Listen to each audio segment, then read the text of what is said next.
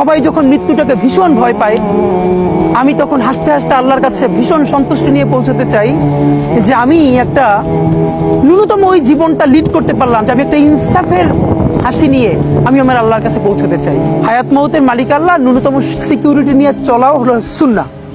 কিন্তু আমাদের লড়াইটা হলো, আমার মা স্বাভাবিকভাবেই কান্নাকাটি করেন, আমার পরিবার সবাই। তো আমি আমার মাকে বলেছি যে দেখো, মানে আমরা যে লড়াই নেমেছি, আমার একটা মনে হয় কি কোনো রাজনীতিবিদের না বাসায় মৃত্যুটা হইতে পারে না, এটা কোনো ভালো মৃত্যু না। যিনি রাজনীতি করেন, যিনি লড়াই করেন, যিনি বিপ্লবী, যিনি সংগ্রামী, তার মৃত্যুটা হবে একটা সংগ্রামের মধ্য দিয়ে, একটা রাজপথে, একটা গ্লোরির মৃত্যু।